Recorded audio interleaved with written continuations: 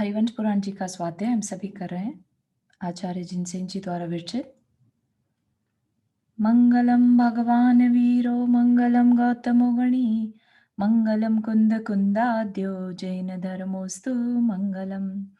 नमो अरिहंताणम नमो सिद्धाणम नमो आयर्याणम नमो उवज्जायाणम नमो लोये सवसाहुणम। पंच परमेष्ठी भगवान की जय। अगले 45 मिनट के लिए सभी प्रकार के पापों का त्याग करके सभी 9 बार नमोकार मंत्र पढ़ लें।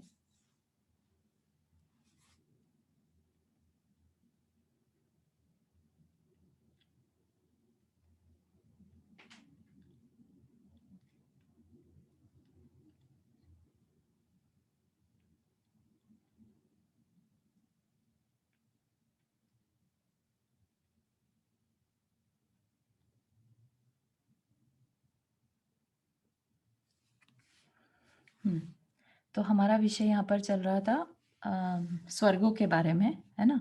स्वर्ग में हमने देखा था, सबसे पहले उन्होंने हमें बता दिया, इंद्रक विमानों के बारे में बताया। अब उनकी संख्या कितनी है ये समराइज्ड फॉर्म में बता रहे हैं, ठीक है। तो सौधर्म स्वर्ग में 32 लाख, मतलब कि जो टोटल कितने पटल हैं, कितने स्टोरीज हैं, जैसे राइट, कितने माले की होते हैं। सौधर्म और ईशान में जो है 31 पटल देखे थे हमने, ठीक है। उन 31 पटलों में कितने सारे के सारे अगर टोटल कर दें विमानों को तो वो संख्या क्या है? 32 + 28 कितना होता है? 60 लाख, ठीक। तो 60 लाख विमान हैं। उनमें से एक तो इंद्रक विमान है और फिर उसके बाद कुछ श्रेणीबद्ध विमान है 63 एवरी, हर दिशा में, ठीक है। और जो बाकी बचे वो प्रकीर्णक, ठीक। तो ऐसा बता रहे हैं कि सौधर्म स्वर्ग में 32 लाख, ईशान में 28 लाख, सानत कुमार में 12, माहेंद्र में 8। तो ये एक ही लेवल पे होते हुए भी जो दक्षिण की साइड होते हैं वो ज्यादा कवर एरिया कवर करते हैं कंपेयर टू नॉर्थ साइड, ठीक। इसलिए सानत कुमार माहेंद्र है तो एक ही लेवल, लेकिन सानत कुमार के अंडर में 12 लाख विमान आ जाते हैं और माहेंद्र के अंडर में 8 लाख। ब्रह्म स्वर्ग में 2,96,000, ब्रह्मोत्तर स्वर्ग में 1,04,000, लांतव में 25,042, कापिष्ट में 24,958, शुक्र में 20,020, महाशुक्र में 19,980, शतार में 3,019, सहस्रार में 19 कम 3,000, आनत प्राणत में 440 तथा आनत आरण और अच्युत में 260 विमान हैं। ग्रैवेक के पहले त्रिक मतलब पहले 3 विमानों जो पटल हैं उनमें 111, दूसरे त्रिक में 107, तीसरे त्रिक में 91 और अंदिशों में 9 विमान हैं। तो वहां पर तो सिर्फ एक ही पटल है, तो वहां पर टोटल कितने विमान है? 9। अनुदिशों में आदित्य नाम का विमान बीच में है और उसकी पूर्व आदि दिशाओं और विदिशाओं में क्रम से अर्ची, अर्ची मालिनी, वज्र, वैरोचन, सौम्य, सौम्य रूपक, अंक और स्फुटिक, ये 8 विमान हैं। अनुत्तर विमानों में सर्वार सिद्धि विमान बीच में है और उसकी पूर्व आदि 4 दिशाओं में विजय, वैजयंत, जयंत और अपराजित, है ना। जो अनुत्तर विमान है वहां सिर्फ 5 विमान है टोटल, और बीच का हो गया सर्वार सिद्धि जो कि इंद्रक विमान भी है, ठीक। और विजय, वैजयंत, जयंत और अपराजित ये 4 विमान स्थित हैं। सब श्रेणीबद्ध विमान मिलकर 8,127 हैं। तो थिंक 3 लोग वाले नक्शे में हमने देखा था इस तरह से, यहाँ तो कम है ये, हाँ। तो ये श्रेणीबद्ध विमान है, बीच का इंद्रक विमान है और ये सारे जितने भी हैं ये ऑरेंज छोटे बड़े अलग अलग विमान हैं। छोटे वाले जो कह सकते हैं कि संख्यात योजन के हैं और बड़े जो हैं असंख्यात योजन के हैं, ठीक। तो यहाँ पर कह रहे हैं कि सब श्रेणीबद्ध विमान मिलकर 8,127 हैं। सब मतलब पूरे के पूरे 63 पटलों में। उनमें सौधर्म स्वर्ग में श्रेणीबद्ध विमान 4,495, ईशान में 1,488, सनत कुमार में 616, माहेंद्र में 203, ब्रह्मलोक में 286, ब्रह्मोत्तर में 94, लांतव में 125, कापिष्ट में 41, शुक्र में 58, महाशुक्र में 19, शतार में 55, सहस्रार में 18, आनत में 147, प्राणत में 48, आरण में 120 और अच्युत में 39 कहे जाते हैं। तो ये किन की बात करी? श्रेणीबद्ध। अभी पहले उससे पहले क्या बताया था? इंद्रक, है ना। अधोग्रहवेग के 3 विमानों में क्रम से 45, 41 और 37, मध्यम ग्रहवेग के 3 विमानों में क्रम से 33, 29 और 25 और ऊर्ध्व ग्रह में 3 विमानों में क्रम से 21, 17 और 13, अनुत्तर में 5 श्रेणीबद्ध विमान हैं। विमान संख्या की मूल राशि में से इन इंद्रक और श्रेणीबद्ध विमानों की संख्या घटा देने पर जो शेष बचती है वे प्रकीर्णक विमान हैं, ऐसा विद्वज्जन जानते हैं, है ना। तो क्योंकि 60 लाख हैं जैसे, राइट, 60 लाख को में कितने बचेंगे, कितने प्रकीर्णक है, ये कैसे पता चलेगा? कि अगर इंद्रक और श्रेणीबद्ध माइनस कर दें तो जो बचा वो प्रकीर्णक विमान। अब ये बता रहे हैं कि विस्तार कैसे है इनका। कुछ संख्यात योजन है और कुछ असंख्यात योजन। संख्यात योजन का यहाँ पर क्या मतलब है? जिसे हम काउंट कर सके या एटलीस्ट बोल सके। जैसे कि 45 लाख योजन, ये क्या कहलाएगा? संख्यात योजन। ठीक, इसका मतलब असंख्यात की संख्या क्या है? जिसे हमें बोलने में भी तकलीफ हो, राइट। 50 लाख करोड़ भी हम एक बार को बोल लेते हैं, राइट। उसके ऊपर की जो संख्या है वो असंख्यात में आ जाएगी। उन विमानों में संख्यात योजन विस्तार वाले विमानों की संख्या सौधर्म स्वर्ग में 6,40,000 है। ठीक है, जो संख्यात योजन है, हालांकि संख्यात भी बहुत बड़ा है, लेकिन संख्यात की संख्या कर सकते हैं, काउंट कर सकते हैं, इसलिए बताया 6,40,000 विमान वहां पर ऐसे हैं जो कि संख्यात विस्तार या लेंथ वाले हैं। ईशान स्वर्ग में 5,60,000, सनत कुमार स्वर्ग में 2,40,000, माहेंद्र स्वर्ग में 1,60,000, ब्रह्मोत्तर स्वर्ग में 80,000, लांतव और कापी स्वर्ग में 10,000, है ना। और ये भी ऐसा लग रहा होगा कि अरे इतना कितना एरिया है वहां पर, है ना। लेकिन ये जितने भी विमान है ना, ये ऐसा नहीं है कि जो हमारे ऊपर एरिया है बस उसमें ही सब कुछ है, राइट। यहाँ से लेकर हमने जो देखा था जम्बू द्वीप से लेकर और स्वयंभू रमण समुद्र द्वीप तक पूरे एरिया में विमान है। तो और हमने क्या देखा था जब अंडरस्टैंड किया था, तो कि जो जम्बू द्वीप से लेकर और स्वयंभू रमण समुद्र तक असंख्यात द्वीप समुद्र है, राइट। और असंख्यात की संख्या भी कुछ नील में आती है, इतने ज्यादा समुद्र और द्वीप हैं और सबके ऊपर ये स्वर्ग के विमान आते हैं।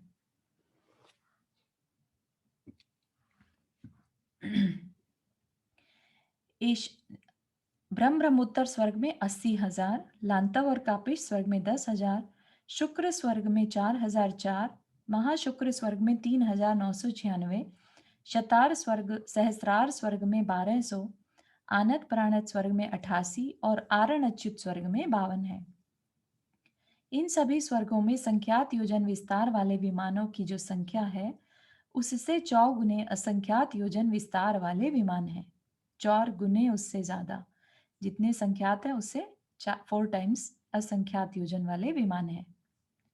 नवग्रह वेग आदि में इंद्रक विमानों को छोड़कर श्रेणीबद्ध विमानों में संख्यात योजन विस्तार वाले और असंख्यात योजन विस्तार वाले दोनों प्रकार के विमान हैं। इंद्रक विमान संख्यात योजन विस्तार वाले ही हैं। जो सेंटर का काला रंग का दिखाया था ना, वो क्या है? वो हमेशा संख्यात योजन वाले ही हैं, है ना। तो उसमें जो सबसे पहला विमान है ऋतु विमान, जो हमने देखा था कि सुमेरु पर्वत से एक बाल की डिस्टेंस पर है ना। वो सबसे बड़ा विमान है, 45 लाख योजन का। जितना बड़ा ढाई द्वीप का एरिया है उतना बड़ा वो एक विमान है। तो उसके बाद जितने भी इंद्रक विमान है सब उससे छोटे छोटे होते जाएंगे। और लास्ट वाला जो इंद्रक विमान है सर्वार्थ सिद्धि विमान, उसकी विस्तार या उसकी लेंथ कितनी है? 1,00,000 योजन। स्टिल जम्बू द्वीप जितना पूरा एक सरवार सिद्धि विमान है। ठीक। संख्यात योजन विस्तार वाले सब विमान मिलाकर 16,99,380 हैं और असंख्यात योजन विस्तार वाले विमान 67,97,649 कहे गए हैं। सबको मिला दिया तो बता रहे हैं। प्राग भार भूमि यानी कि सिद्धशिला जो है, सिद्धशिला, ढाई द्वीप, प्रथम स्वर्ग का ऋतु विमान, प्रथम नरक का सीमंतक इंद्रबिल और सिद्धालय, ये 5 जो हैं विस्तार की अपेक्षा, मतलब कि उनकी जो लेंथ है उस सब बराबर है, अर्थात सब 45 लाख योजन विस्तार वाले हैं। तो कोई पूछे कि स्वर्ग का पहला विमान कितना बड़ा है? 45 लाख योजन। ढाई द्वीप 45 लाख योजन, सिद्धशिला 45 लाख योजन, सिद्धालय 45 लाख और सीमंतक जो पहला नरक का बिल है वो भी 45 लाख योजन। ठीक है।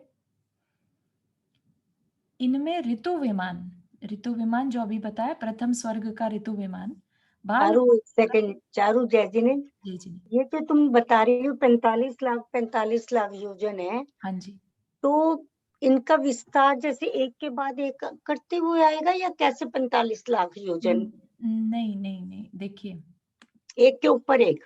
एक के ऊपर एक तो नहीं कह सकते, जो अपना अम, एक के ऊपर एक ऐसा नहीं, बीच में बहुत कुछ आ जाता है, राइट?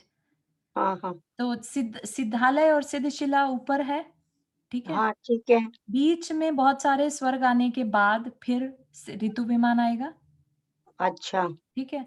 उसके बीच नीचे मध्य लोक में ढाई द्वीप आएगा, हाँ हाँ राइट? और ढाई द्वीप के नीचे अधोलोक में जो पहला नरक आएगा, हाँ, उसका बीच का विमान। तो एक के नीचे एक ही हो गया ना तकरीबन, या नहीं? आप कह सकते हैं कि एक ही सीध में है, ठीक है ना? हाँ।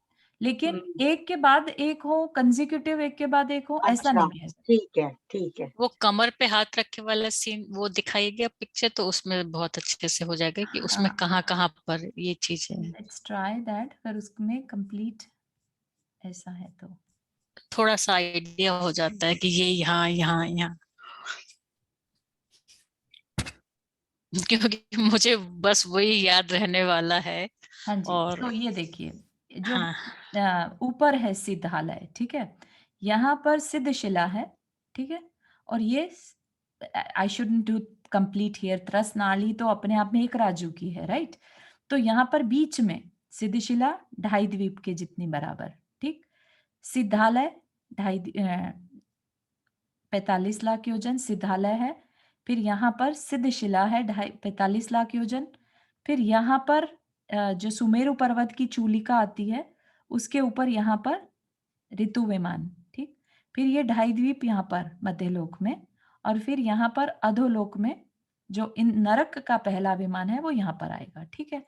तो उसके बीच में बहुत सब कुछ विमान वगैरह आ जाएंगे। Okay, thank you. क्लियर हो गया? हाँ, thank you clear. Nanda ji for asking. All right, thank you, it is very helpful. Good. इनमें ऋतु विमान बाल मात्र का अंतर देकर मेरु की चूलिका को प्राप्त है, अर्थात चूलिका और ऋतु विमान में बाल मात्र का अंतर है, ठीक? तो भी सोचने वाली बात यह है कि जो विद्याधर आदि जो पांडुक शिला पर जा सकते हैं, ठीक? उससे 40 योजन ऊपर ही तो विमान है, ठीक? लेकिन फिर भी कोई मनुष्य ऐसा नहीं कि मेरे को 40 योजन और ऊपर जाना है, अ, मैं तो उड़ के जा सकता हूँ, तो मैं चला जाता हूँ। या कोई रिद्धिधारी मुनिराज हैं, वो नहीं जा सकते। मनुष्य का एक सीमा है, ठीक है? इसीलिए एक बाल का अंतर बताया है, ताकि ये ना लगे कि अरे ये तो बिल्कुल ही एक दूसरे से छूते हुए हैं, तो 40 योजन ही तो दूर है, मैं विमान में चला जाता हूँ। समझ रहे हैं आप कितनी इम्पोर्टेंट बात है ये, कि एक मनुष्य जो है पांडुक शिला की ऊपर पहुंच रहा है, लेकिन वो उसके ऊपर 40 योजन ऊपर भी नहीं जा सकता। लाइक दूसरे विमान में जाने की सोचे तो नहीं जा सकता। जम्बू द्वीप चारू, 7वें नरक का एक सेकंड चारू, जैसे ये तो कहते हैं ना सुमेरु पर्वत के ऊपर जो है चूली का सेब को जाके ही मतलब बिल्कुल हाँ जी। वो करके वो शुरू हो जाते हैं स्वर्ग। जी जी तो इसका मतलब ऋतु विमान जो हुआ वो पहला विमान हुआ। हाँ जी, बिल्कुल सही। Thank ठीक है। अच्छा, अब जो अभी पहले बात बताई थी ना 1,00,000 योजन वाली, वो बात बता रहे हैं यहाँ पर। जम्बू द्वीप, ठीक है, जम्बू द्वीप का विस्तार क्या है? 1,00,000 योजन, ठीक। 7वें नरक का अप्रतिष्ठान नाम का इंद्रक बिल। अब किसकी बात कर रहे हैं? एक तो यहाँ पर जो 2.5 द्वीप की बजाय अब किसकी बात करें? जम्बू द्वीप की, जो बिल्कुल एक बिंदु की तरह से बीच में है, 1,00,000 योजन। फिर 7वें स्वर्ग का जो विमान है, इंद्रक बिल है, सॉरी विमान नहीं कहना चाहिए, बिल, ठीक है, 7वें नरक का। और एक जो ऑल द वे सर्वार्थ सिद्धि विमान जो है वो, ये 3 जो है, ये कितना है? 1,00,000 योजन विस्तार वाले, ठीक है। जम्बू द्वीप, 7वें नरक का प्रतिष्ठा नाम का इंद्रक बिल और सर्वार्थ सिद्धि, ये तीनों विस्तार के जानने वाले आचार्यों ने समान विस्तार से युक्त कहे हैं, अर्थात इन सबका 1,00,000 योजन विस्तार है, ठीक है। और ये योजन कौन सा योजन? महायोजन, 4,000 मील, राइट। तो 4,000 लाख, ठीक है, इतने मील का ये सब मानना चाहिए। समस्त श्रेणीबद्ध विमानों की जो संख्या है उसका आधा भाग तो स्वयंभू रमण समुद्र के ऊपर है। क्यों ऐसा कहा होगा स्वयंभू रमण समुद्र के ऊपर है? क्योंकि वो द्वीप समुद्र डबल डबल होते जाते हैं ना, दो दो डबल भी हो रहे हैं और साथ में ये भी उसका बताया साइज है सबसे बड़ा है। सबसे बड़ा तो है। लास्ट में हाँ, सबसे आधा ज्यादा है। राजू में स्वयंभू रमण समुद्र और द्वीप आ जाता है, इसलिए बताया है ना। और आधे में बाकी सारे द्वीप आते हैं, ठीक है। मतलब ये त्रसनाली का आधा भाग पूरा कवर कर बिल्कुल लेता सही, है बिल्कुल मध्यलोक सही। में। तो समस्त श्रेणीबद्ध विमानों की जो संख्या है उसका आधा भाग तो स्वयंभू रमण समुद्र के ऊपर है और आधा अन्य समस्त द्वीप समुद्र के ऊपर फैला हुआ है। सौधर्म और ईशान स्वर्ग में भवनों के मूल शिलापीठ की मोटाई 1121 योजन है। मूल पीठ की मोटाई एज सच समझ में नहीं आया मुझे, क्योंकि इनकी जो पूरा भवनों की, अच्छा, जो भवन है उनका बेस कितना है, ठीक है, उनकी फाउंडेशन जो कहते हैं ना, कितनी मोटाई लिए हुए हैं भवन। और पहले आई वाज थिंकिंग कि ये भवनों की स्वर्गों की चौड़ाई बता रहे हैं, मोटाई। तो स्वर्ग तो अपने आप में 1.5 राजू के हैं, ठीक है ना, लेकिन यहाँ पर स्वर्ग में भवनों की मूल शिलापीठ की मोटाई 1121 योजन। ऊपर प्रत्येक कल्प युगल में, कल्प युगल मतलब दो दो जो स्वर्ग आते रहते हैं उनकी बात करें, प्रत्येक कल्प युगल में 99 योजन मोटाई कम होती है। तो 1100 में 99 योजन कम कर दो तो सेकंड स्वर्ग की आ जाएगी, सेकंड फोर्थ थर्ड की। फिर उसके बाद, सॉरी सेकंड थर्ड नहीं होगा, थर्ड फोर्थ है ना, फिर फिफ्थ सिक्स, ऐसे 99 योजन कम करते जाएंगे। ग्रहवेकों के तीनों त्रिक मतलब 3 3 3 ऐसे है ना, तो टोटल 9, राइट। तथा अनुदिश और अनुत्तर विमानों के 14 विमानों में समान मोटाई होती है। विमानों की जो मोटाई है वो समान है। फिर इनकी चौड़ाई बता रहे हैं। प्रथम कल्प युगल सौधर्म ईशान स्वर्ग में भवनों की चौड़ाई 120 योजन, दूसरे कल्प युगल सानत कुमार महेंद्र स्वर्ग में 100 योजन, और इसके आगे प्रत्येक कल्प युगल तथा ग्रहवेकों में प्रत्येक त्रिकों में 10-10 योजन कम होती जाती है, ठीक है। तो मोटाई जो चौड़ाई है वो कम होती जा रही है, तो ऑफ कोर्स विमान छोटे होते जा रहे हैं। चारू, ये त्रिक क्या बताया? त्रिक 3 क्या? त्रिक मतलब होता है 3, ठीक है, नहीं, जैसे हम बोलते हैं ना भवनत्रिक, तो अच्छा 3 त्रिक, 3 टाइम्स 3 कितना हुआ? 9, राइट। और ग्रहवे कितने हैं? 9 है ना। तो 9 ग्रहवेकों का दूसरा तरीका बोलने का है 3 तीनों त्रिक, त्रिक। ओके ठीक ओके, है। Thank you. अब ऊंचाई बता रहे हैं। प्रथम कल्प युगल में भवनों की ऊंचाई 600 योजन, दूसरे कल्प युगल में 500 योजन और आगे के युगलों में 50-50 योजन ऊंचाई कम होती जाती है ना। और हमने देखा था उनकी हाइट भी, देवों की जो हाइट है वो भी कम होती जाती है। इसके आगे अनुदिश और अनुत्तरों के भवन मात्र 25 योजन ऊंचे हैं। अब इनकी गहराई, भवनों की गहराई प्रथम कल्प युगल में 60 योजन, दूसरे कल्प युगल में 50 योजन और इसके आगे के कल्पों में 5-5 योजन कम होती जाती है। अनुदिश और अनुत्तर संबंधी 14 विमानों में मात्र 2.5 योजन गहराई है, मतलब डेप्थ कितनी है उनमें।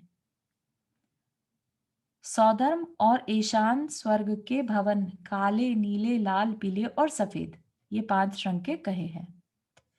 आगे के युगल जो हैं, सानत कुमार माहेंद्र स्वर्ग में नीले को आदि लेकर 4 रंग के हैं, तो काले को छोड़ दिया, राइट। तो सेकंड युगल जो है, सेकंड युगल जो आएगा उसमें ये 4 रंग। उसके आगे 4 स्वर्गों में लाल को आदि लेकर 3 रंग, लाल, पीले, सफेद।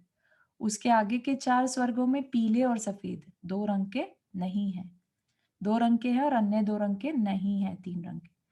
उसके आगे आणत प्राणत को आदि लेकर समस्त स्वर्ग, ग्रैवेक, अनुदिश, अनुत्तर विमानों में भवन कैसे हैं? सफेद वर्ण के हैं, ठीक।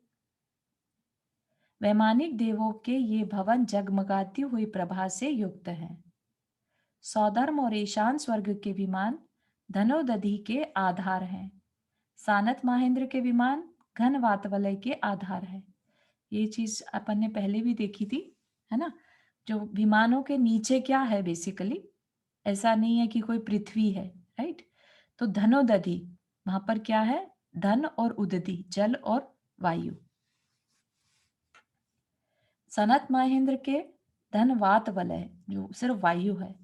आगे 8 कल्प अर्थात सहस्रार स्वर्ग तक के विमान धनोदधि और धनवात दोनों के आधार है, मतलब घना जल और घनवात गाढ़ा, मतलब गाढ़ी वायु आदि दोनों के आधार है। और शेष विमान आकाश के आधार है। मतलब ऐसा नहीं है कि वहां पर 3 वात वलय हो, राइट। वात वलय नीचे हो तो क्या कहेंगे उसको? पृथ्वी वर्ड यूज कर रहे हैं उसके लिए, ठीक है। जिसके नीचे 3 वात वलय है वो पृथ्वी। लेकिन स्वर्गों में ऐसा नहीं है। आप ये देखिए ना, यहाँ पर सिर्फ आकाश के आधार पर है, तो इसलिए उनको पृथ्वी वर्ड नहीं लिया। जबकि नरकों के लिए राइट 7 पृथ्वियां नीचे हैं। 6 युगलों तथा शेष कल्पों में अपने अपने निवास के योग्य अंतिम इंद्र के श्रेणीबद्ध विमानों में इंद्रों का निवास है। मतलब कि इंद्र कहाँ रहते हैं, हर एक ये बता दिया कि 6 युगलों तथा शेष कल्पों में अपने अपने निवास के योग्य अंतिम इंद्र, अंतिम श्रेणीबद्ध जो विमान है उसमें इंद्र रहते हैं। पहले में सिर्फ व्यवस्था क्या है कि पहले युगल के अंतिम इंद्रक संबंधी 18वें श्रेणीबद्ध विमान में इंद्र का निवास है, ठीक। ये हमने पहले देख लिया था। और आगे 2-2 श्रेणीबद्ध विमानों की क्रमिक हानि है। 2-2 श्रेणीबद्ध मतलब अगले पटल में कम होते जाएंगे, ऐसा।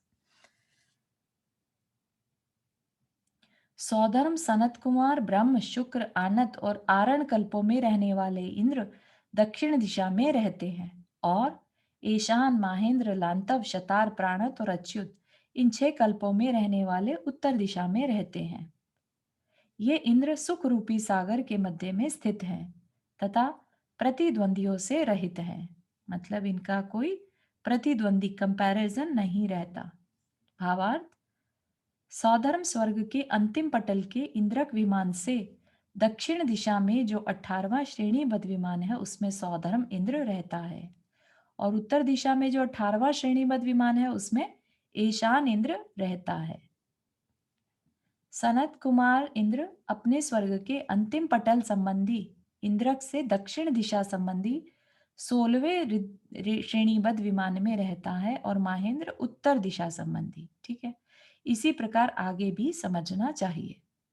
तो ये बता दिया कि ये इंद्र रहते कहाँ हैं। तो अपने अपने जो श्रेणीबद्ध विमान है उनमें से काउंटिंग करके, काउंट करने का तरीका भी बता दिया कि जो पहले पटल पे 18वें में रहते हैं तो उससे अगले में 2 कम कर दो 16वें में, फिर उससे अगले में और 2 कम कर दो, ऐसा। पंच अग्नि आदि तप तपने वाले। हाँ भूमिका कुछ कह रहे हैं? चारू, मेरे को यहाँ पे कंफ्यूजन है जय जिनेन्द्र। जय तो जी। आप मुझे ये समझाओ कि ये समझ में आ गया कि सौधर्म पहले जो स्वर्ग है सौधर्म देव इंद्र वो दक्षिण के होते हैं, सेकंड ईशान वाले उत्तर में होते हैं। हाँ तो हाँ ऐसा ही होता है कि पहला दक्षिण, दूसरा उत्तर, तीसरा दक्षिण, चौथा उत्तर, तो ऐसे डिस्ट्रीब्यूटेड होते हैं पहला, दूसरा, तीसरा, चौथा। ऐसे डिस्ट्रीब्यूट कह सकते हैं क्योंकि नाम हमेशा ऐसे ही लिया जाता है। ठीक है, पहले हम क्या कहते हैं, सौधर्म इंद्र, राइट। हमेशा हम देखो ऐसे ही नाम लेते हैं ना, सौधर्म ईशान, है ना, हाँ, कि सौधर्म सानत ईशान, कुमार माहेंद्र। ठीक है, राइट। तो इसी तरह से हम नाम लेते हैं। यहाँ पे नाम भी दिए हुए हैं एक जगह पर। हाँ, वो नाम दिए हुए तो उसमें फिर ऐसे ही माने ना कि पहला, तीसरा, पांचवा, सातवां, नौवां, 11वां वो सब दक्षिण के हैं, तो वो सब एक भवतारी हो गए लाइन से, राइट। हाँ हाँ, ये वाले देखे थे ना हमने पहले भी, राइट, कि पहला, तीसरा, पांचवा, सातवां, 9 और 11 को छोड़ दिया क्योंकि 9 और 11 के जो इंद्र हैं वो 12वें और 10वें वाले हैं, 10 और 12 वाले। ठीक है, तो उन दोनों को एक भवतारी नहीं माना तो वो दक्षिण में नहीं आते। क्योंकि वो दक्षिण के नहीं है। ठीक है, ठीक है, हाँ ठीक हो गया आंसर। हाँ हाँ, चालू हो गया। ओके नहीं तो चारू, ये जो तुमने उत्तर के बताए जी, उसी लाइन में तो वो ऊपर है, वो जो 9वें और 10वें। उसी 9वें लाइन में है, लेकिन उनकी व्यवस्था सिर्फ इन दो जो युगल है, इनकी व्यवस्था क्या है, इनमें उत्तर में रहता है इंद्र। अच्छा, ठीक है, यहाँ पर सहस्त्रार में तो कितने इन कितने, हाँ इंद्र जो है वो 12 ही बताए हैं। ठीक है, और जबकि स्वर्ग है 16। 16। अच्छा, ठीक है, तो 4 कौन से निकाले? एक तो 9 और एक 11। हाँ और एक ये 2 है ना, 8 और 6। हाँ, 6 और 8। तो ठीक इन है, दोनों जो स्वर्ग हैं, इन दोनों का इंद्र जो है वो ब्रह्म में रहता है।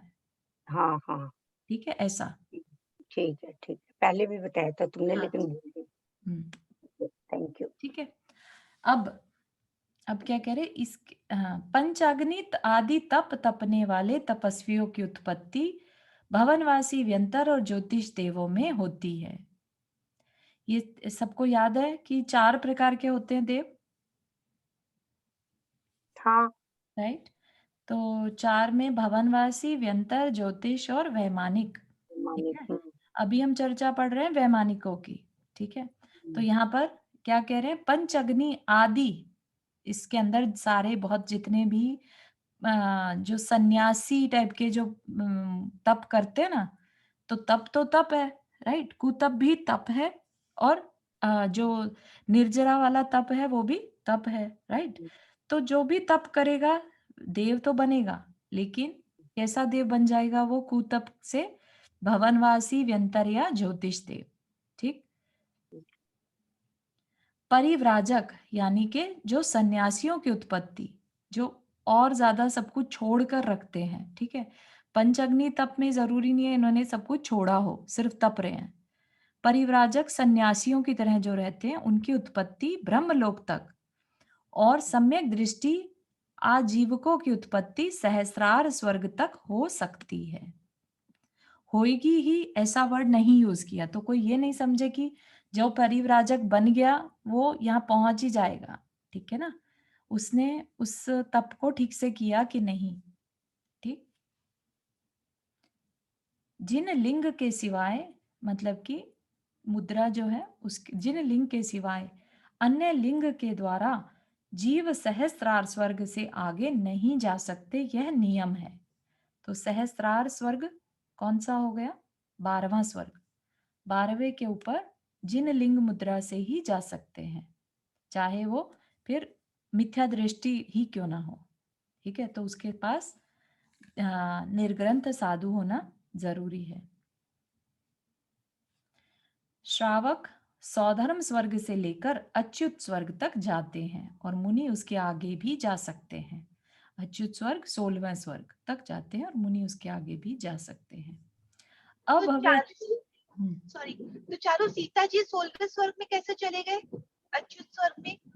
श्रावक की भूमिका से चले गए ना, वो आरिका पर बन गई थी ना।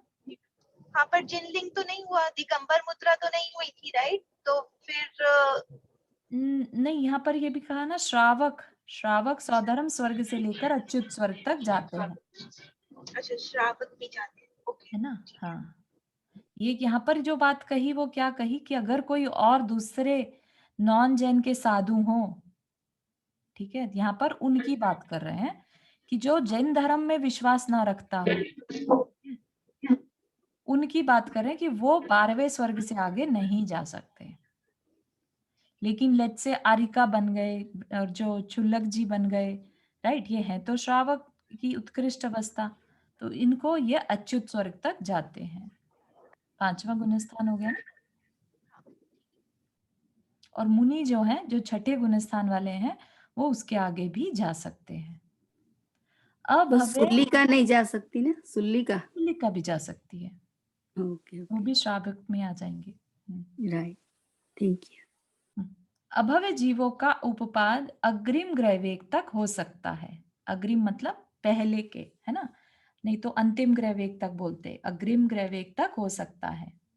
परंतु यह नियम है कि ग्रहवेगों में उपपाद निर्ग्रंथ लिंग के द्वारा उग्र तपश्चरण करने से ही हो सकता है।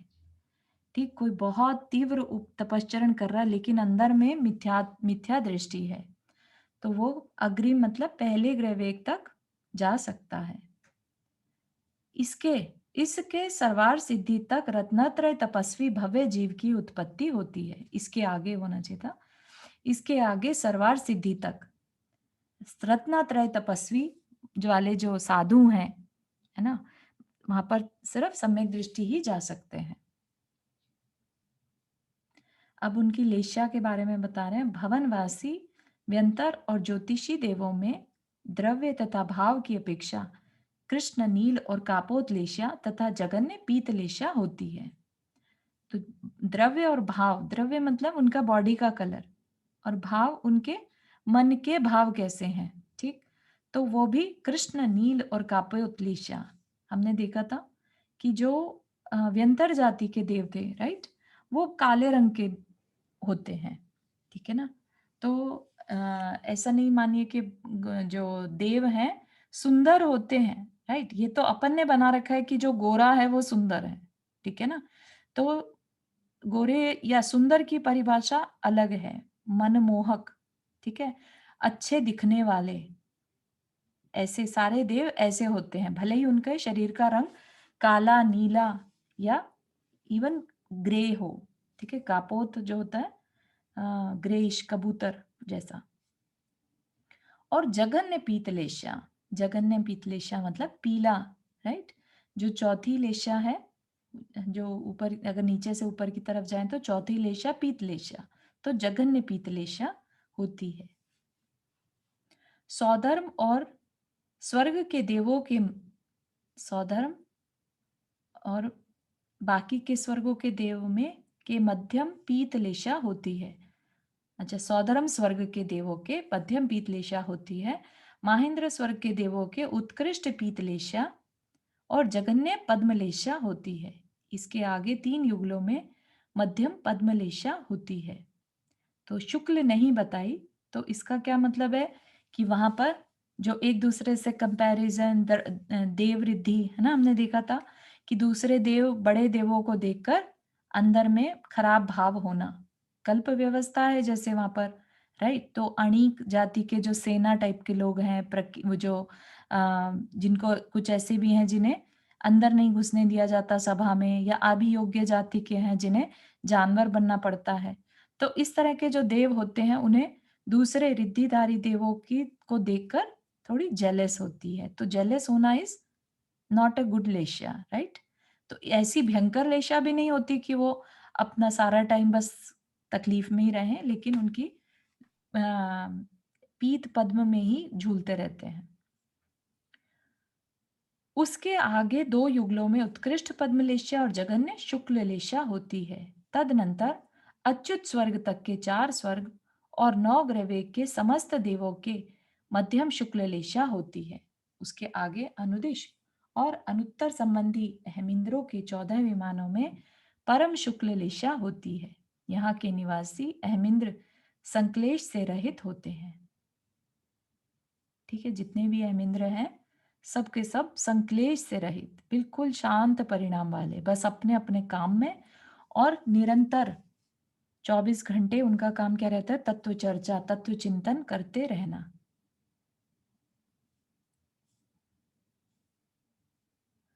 अब देवों का जो अवधि ज्ञान का विषय है, राइट? अवधि ज्ञान ऐसा नहीं है कि एक तरह का कैपेसिटी है ये, राइट? कि अवधि ज्ञान एक तरह की रिद्धि जैसे होता है ना, वैसा होता है अवधि ज्ञान। ठीक, तो किसी के पास अवधि ज्ञान की रिद्धि है, लेट से, रिद्धि वर्ड नहीं कहना चाहिए वैसे, 64 रिद्धि अलग है यहाँ पर। ये अवधि ज्ञान जिसके पास हो, ठीक है, क्योंकि तप करने से ये प्रकट हो जाता है अवधि ज्ञान। अवधि ज्ञान में क्या है कि अवधि ज्ञान लगाने से, ऐसा नहीं कि हर टाइम ऑन रहता हो। ठीक, जैसे हमारा मति श्रुत ज्ञान तो हमेशा चलता रहता है। हाँ, भूमिका हाथ रेस किया। चारू, एक और क्वेश्चन है, सॉरी। हम्म, तो आपने जैसे बताया जो अहमिंद्र है उनमें तत्व चर्चा चलती रहती है 24 घंटे। तो हम्म, जो नवग्रहिक वाले मिथ्या दृष्टि होते हैं हाँ। देव, तो वो कैसे तत्व चर्चा करते हैं? वो तो मिथ्या दृष्टि होते हैं। हाँ, यहाँ पर देखो, एक तो ये चीज है ना कि यहाँ पर बात किनकी करिए, यहाँ के निवासी, ठीक, अनुदिश और अनुत्तर की, ठीक है, क्योंकि परम शुक्ल लेशा है, ठीक है ना। अनुदिश और अनुत्तर में यहाँ के निवासी अहमेंद्र संक्लेश से रहित होते हैं। यहाँ पर जो 9 ग्रहवेक में है वहां मध्यम शुक्ल लेशा है, तो वहां पर भी इवन वो मिथ्या दृष्टि है देव, लेकिन उनके अंदर जो परिणाम है वो बहुत शांत है। जैसे कभी आपने नॉन जैन्स के या के जो कई संत होते हैं, ठीक है ना, बहुत सारे संतों को देखा होगा, बहुत शांत रहते हैं, ठीक है। तो शांत रहना अलग चीज है, सम्यक दर्शन अलग चीज है, ठीक है ना। तो इसलिए नवग्रहवेक जो हमने देखा कि जो अभव्य जीव हैं या जो द्रव्यलिंगी साधु हैं वो पहुंच गए ग्रहवेक में, तो वहां वो पर वो बहुत तुमने शांत बताया है। ना, चारों भी तुमने बताया ना, वो तो फर्स्ट ग्रेवेक तक ही जा हाँ सकते हैं। हाँ, बट स्टिल ग्रहवेक तो है ना। अच्छा, वो ग्रहवेक में पहुंचे तो वहां पर उनके परिणाम बहुत शांत हैं। क्यों? क्योंकि ग्रहवेक की ये व्यवस्था है कि वहां पर मध्यम शुक्ल लेशा ही होगी सारे देवों की, ठीक है। तो बड़े शांत होंगे, तो शांत होंगे तो क्या करेंगे, वहां पे हाँ। देवियां भी नहीं है, राइट।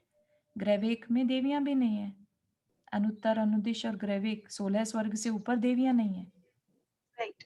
राइट। तो कुछ भी नहीं करना उन्हें, उनको क्या करना, तत्व चिंतन करना या फिर अपना कोई और चिंतन करना। जो मिथ्या दृष्टि होंगे वो कुछ और चिंतन करेंगे, क्योंकि इधर के देव जो है 16 स्वर्ग से ऊपर पंच कल्याणकों में भी नहीं जाते, हाँ है ना। हाँ। तो एक और क्वेश्चन है। तो अनुदिश और अनुत्तर, उनके जो देव हैं वो भी एक भवधारी होते हैं, सर्वार्थ सिद्धि के तो होते हैं। तो हाँ, अनुत्तर और अनुदिश वाले भी देव एक भवधारी होते हैं, ये नियम नहीं है, लेकिन हो सकते हैं, क्योंकि अनुदेश अनुत्तर विमानों से कोई शलाका पुरुष आए, राइट, तो वो वहां पर आने के बाद वहां से और तपस्या करके अपना कल्याण कर जाते हैं सेम भाव में। अच्छा, तो अच्छा नियम नहीं है, बट हो सकते हैं। हाँ ठीक है। हाँ, सुधा जी आपने हाथ रेस किया। या जय जी ने मेरा प्रश्न है कि मिथ्यात्व के लिए जो ये 5 है, संशय, विपरीत, अज्ञान, हाँ जी। विनय, एकांत, तो इसके अलावा और भी मिथ्यात्व के कारण है?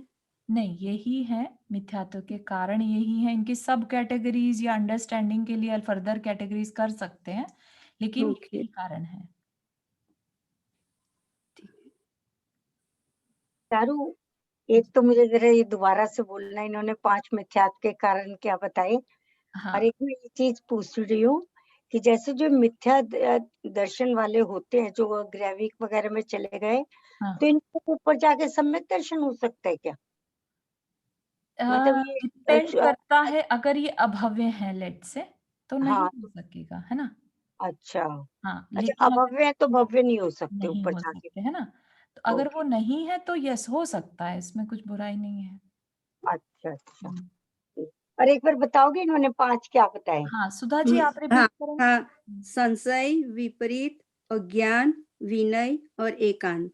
संशय, विनय, हाँ, एकांत, संशय, विनय, एकांत, अज्ञान और मिथ्या विपरीत, संशय, विपरीत, विपरीत, अज्ञान, विनय और एकांत।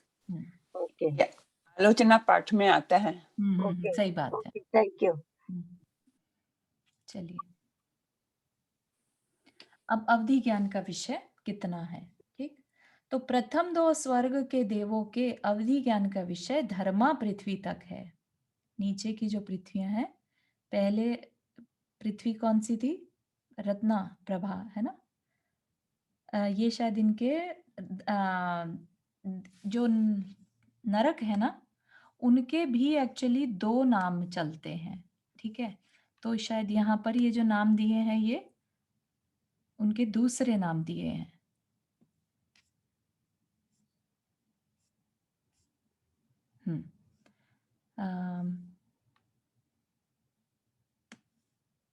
यहाँ पर भी जैसे रत्ना प्रभा, शर्करा प्रभा, है ना। लेकिन जो ये नाम यहाँ पर दिए बता रहे हैं धर्मा, राइट, ये इनका दूसरा नाम है एक्चुअली। इनको उस दूसरे नाम से भी बोला जाता है। तो वी कैन ट्राई, अगर हमें मिलता है तो ये वाले नाम जैन तत्व विद्या में। आई थिंक ये आया था नाम हमारे पास।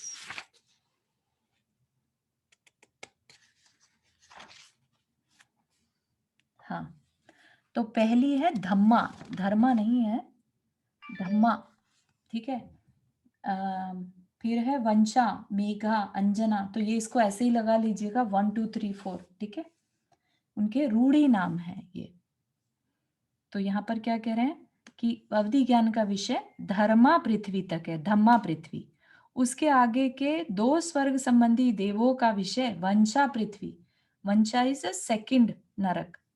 उसके आगे 4 स्वर्गों संबंधी देवों का विषय मेघा पृथ्वी तक। उसके आगे 4 स्वर्गों संबंधी देवों का विषय अंजना नामक चौथी पृथ्वी, ठीक है। अब ये समझ में आ रहा होगा ना, पृथ्वियों के ही ये रूढ़ी नाम है जो हमने पढ़े थे जिस समय पहले हमने समझा था, तब वो उनके प्रचलित नाम थे, उनकी आभा के अकॉर्डिंगली।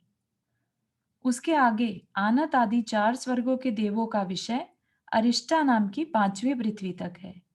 नवग्रहवेक वासियों का 6वीं पृथ्वी तक है। नव अनुदिश वासियों का 7वीं पृथ्वी के अंत तक और 5 अनुत्तर वासियों का समस्त लोक नाड़ी तक है, ठीक। तो ये ऐसा मत मानिएगा कि ये इतना उनकी कैपेसिटी है, ठीक है। वो हर समय अपना अवधि ज्ञान लगाए रहते हो, ऐसा नहीं मानिएगा, ठीक है। अवधि ज्ञान जरूरत पड़ने पर लगाया जाता है, उसके अलावा नहीं। और लगाने पर ही पता चलता है कि क्या चल रहा है। जैसे हम कोई वीडियो प्ले करते हैं तो वीडियो प्ले देखकर हम लाइव टेलीकास्ट देख सकते हैं, राइट। लेकिन लाइव टेलीकास्ट देखने के लिए हमें उसके साथ कनेक्ट होना पड़ेगा, ठीक। तो ये बेसिकली कनेक्शन ही अवधि ज्ञान लगाना है, ठीक। हमेशा ऑन रहता हो ऐसा नहीं। समस्त देवों के अवधि ज्ञान रूपी नेत्र ऊपर की ओर का विषय अपने अपने विमान के अंत भाग तक है, ऐसा सर्वज्ञ देव जानते हैं। तो ऐसा नहीं कि सौधर्म स्वर्ग वाला जो देव है वो अनुत्तर विमान में जो देव है उनका अवधि ज्ञान से जान रहा हो उन्हें, ठीक है। तो क्या कह रहे हैं, अपने अपने विमान के अंत भाग तक ही लगा सकते हैं, ठीक। चारों निकाय के देवों की स्थिति, ऊंचाई तथा प्रविचार यानी काम सेवन का वर्णन जैसा जिनेन्द्र भगवान ने किया वैसा यथा योग्य जानना चाहिए। आरण स्वर्ग पर्यंत, आरण अच्युत स्वर्ग है ना, तो आरण स्वर्ग पर्यंत दक्षिण दिशा के देवों की देवियां सौधर्म स्वर्ग में ही, सौधर्म स्वर्ग जो है दक्षिण का स्वर्ग है, तो दक्षिण के पहले स्वर्ग में ही जो देवियां अपने अपने उपपाद स्थानों में उत्पन्न होती हैं और नियोगी देवों के द्वारा यथास्थान ले जाई जाती हैं, ठीक। और अच्युत स्वर्ग पर्यंत उत्तर देव दिशा के देवों की सुंदर देवियां ईशान स्वर्ग में उत्पन्न होती हैं तथा अपने अपने नियोगी देवों के स्थान पर जाती हैं, ठीक। तो इतना ही रखते हैं यहाँ तक विषय। यहाँ तक के किसी को कोई क्वेश्चन? चारों के नियोगी देव हुए जो मतलब जहाँ के देव हो, जहाँ की देवियां हैं वो लेके जाने Correct, वाले, इसलिए correct. नियोगी। हाँ, नियोगी देव या नियोगिनी देवी बोलते हैं कि हमारे नियोग से, जैसे होता है ना, हमारे निमित्त से। ठीक है, ठीक। हाँ, ये देव एक दूसरे के यहाँ जा सकते हैं? देव एक दूसरे के यहाँ जा सकते हैं। जो मेरी जानकारी है उसमें ऊपर के देव नीचे में जा सकते हैं और वो अपने साथ ले जा सकते हैं। आई थिंक कोई लिमिटेशन है कि कितने स्वर्ग तक के देव ऐसा कर सकते हैं, बट यस, ऐसा पॉसिबल है। नहीं तो अपने साथ किसको ले जा सकते हैं? देवों को? नीचे के देव को अपने साथ ले जा सकते हैं। ओ, ऐसा नहीं है कि नीचे का स्वर्ग का देव अपने आप चला जाए। Okay, okay. तो एज ए विजिटर ले जा सकते होंगे थोड़े समय के लिए। Yes yes yes. चारू, जो हाँ। दक्षिण दिशा वाली जो देवियां होती हैं उत्पन्न, तो वो भी एक भवतारी कहलाई जाती है, क्योंकि वो नहीं, दक्षिण में। नहीं, बिल्कुल भी नहीं। सिर्फ ईशान स्वर्ग सौधर्म इंद्र जो है उसकी शची, राइट, सिर्फ शची ही ऐसी है जो एक भवतारी कहलाती है। ओके, बाकी कोई भी स्त्री ऐसा नहीं। तो बाद में क्या होता है? एक भव के बाद वो मोक्ष में जाती है? हाँ हाँ हाँ, एक भवतारी मतलब मोक्ष, उसके बाद मोक्ष चली जाती है। अच्छा, मुझे लगता है कि शची का इसलिए हो जाता होगा ना, वो भगवान को अपने बहुत गोद ज्यादा, में। हाँ हाँ। अपने एक जीवन काल में ही वो काफी सारे भगवान को, तीर्थंकर भगवान को पांडुशिला पर ले जाते हैं। तो सच्ची कौन बन सकती है? शची कौन बन सकती है? आई थिंक ये पहले भी आया था question. I am not very sure कि कौन क्या बनने के लिए क्या जरूरी है, ठीक है। तो अगर कहीं मिलता है तो आई विल शेयर, अभी तक नहीं मिला। ये इसमें ये तत्वार्थ सूत्र में मेरे ख्याल से आएगा कि आप किस योनि में जा सकते हैं क्या करने से, शायद। हाँ, नहीं, शची बनने का कोई कारण नहीं दिया सच्ची है। का शची का नहीं नहीं, थी। हाँ सच्ची का नहीं आता है हाँ, तत्व। शची का नहीं आता है, और नहीं आता। ऐसे ही तीर्थंकर के माता पिता का भी नहीं आता है कि कैसे बनते हैं, ठीक है। बस ये बोला जाता है कि कई भवों की साधना है, ठीक है, कि भाई बहुत भावना भाई होगी तब बनते हैं, इतना ही है, ठीक है। किसी को कोई question before we end the class? हाँ वर्षा जी। जी, जय जिनेन्द्र। मैंने ऐसा सुना कि सच्ची स्वधर्म इनसे पहले मोक्ष जाती है। हाँ हाँ हाँ, बिल्कुल ना, क्योंकि ठीक उसकी है। आयु एक पल की है और सौधर्मिंद्र जो है वो दो सागर का रहता है, राइट। हाँ तो जी। इवन ऐसा बोलते हैं कि एक इंद्र के जीवन काल में 40 नील की संख्या में शचियां गुजर जाती हैं, ठीक है। जी। इतना डिफरेंस है, तो यस, बिल्कुल सही है। यार नील क्या हुआ? तुम कई बार यूज करती हो नील वर्ड। नील एक संख्या है एक्चुअली, अरब खरब फिर नील, अच्छा, इसलिए। मतलब सागर से कम, हाँ जी हाँ जी, सागर से कम, जो हम हमारे पढ़ने में आती है वैसी जैसे संख्या। अरब खरब, हाँ, लाख, उसके बाद नील। करोड़, अरब खरब फिर नील। अच्छा, ठीक है, ठीक है। कई 40 बार बोलते तो मैं सोचती हूँ, मैंने कहा पूछूंगी, फिर बस भूल वो हो जाता है। सही बात है, अच्छा किया, थैंक यू। चलिए जिनवानी स्तुति। जा वाणी के ज्ञान से सूझे लोकालोक, सो वाणी मस्तक धरो सदा देत हु दोख। हे जिनवाणी भारती तो ही जपो दिन रैन, जो तेरा शरणा गए सो पावे सुख चैन।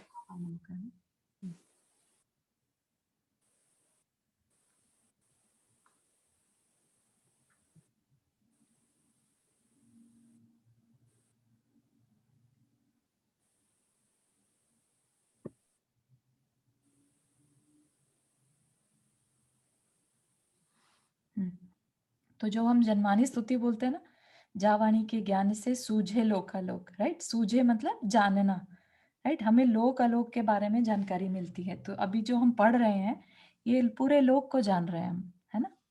तो इसलिए जिनवानी माँ का बहुत बड़ा अपने ऊपर कृपा है। सही में।